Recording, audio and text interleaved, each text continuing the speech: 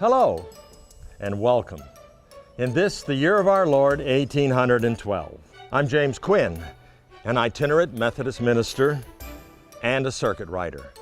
I crossed over from Pennsylvania in 1799 as a probationer, and I was ordained an elder by Bishop Whatcoat in Baltimore, 1803. The Methodist Church has been part of Ohio history for a long time. When Ohio became a state in 1803, it was part of the Western Conference of the Methodist Episcopal Church. This was a vast region, beginning with the Allegheny Mountains on the east.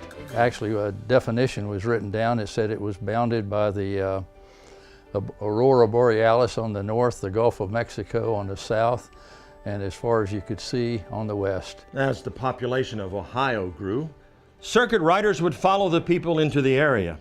In fact, membership increased from around 3,000 in 1800 to over 30,000 in 1811.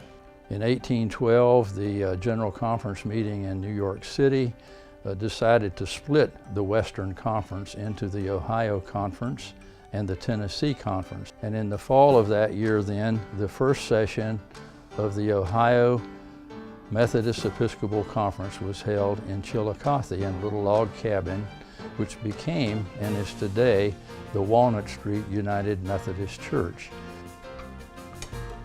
And so we began our meeting on October 1st, 1812, with many prominent Methodists in attendance. So this is the actual record of that event, which was held in Chillicothe.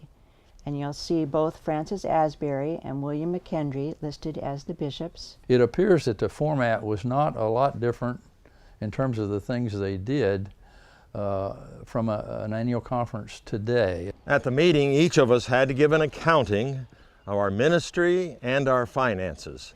As circuit riders, we depend upon collections and donations, and sometimes it's kind of hard to get by. $80 a year was the annual pastor's salary. And it was $160 if the person was married, and you can see that in many cases they didn't get what was coming to them. Travel is another difficulty that we face in the ministry. Circuits can be hundreds of miles long, and I remember when I had 28 to 31 preaching places, so that I could be home 2 days in the month, I'd have to double up preaching the week before. But horseback is all we have, and we carry everything we need in our saddlebags. Discipline, a hymnal, just very few cosmetic type items, early newspapers, that sort of thing, and a New Testament. For the first time, the other presiding elders and I had the opportunity to assist the bishop in assigning pastors to their circuits. But not everyone was always pleased. In fact, one really made his objections known to Bishop McKendry. That was Finley, in fact. Apparently he had family in the West, and he wanted to be appointed to the westernmost part of the conference. It turned out he was appointed over to the east, and he went up to the bishop after it was over and kind of grumbled about that.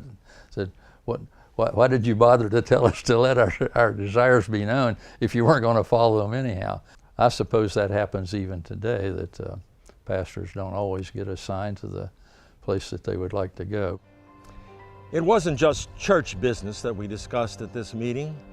Many tumultuous things are happening in our nation, and we were charged with the responsibility to come up with a way to address the matter of slavery.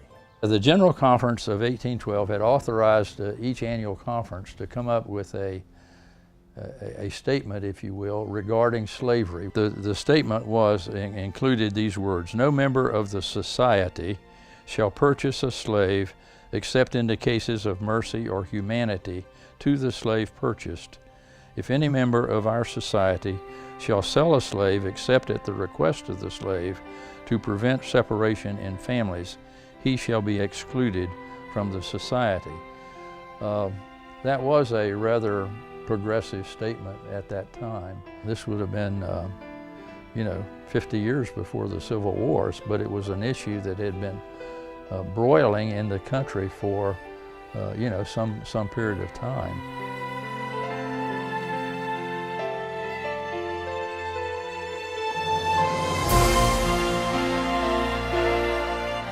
The first session of the Ohio Annual Conference of the Methodist Episcopal Church came to a close on October 7, 1812. It is our hope that what we did there will endure. The early circuit riders in Ohio were very, very anxious that the history live on after they were gone. The United Methodist Church in Ohio today is still an outgrowth of this first Methodist Episcopal Conference 200 years ago.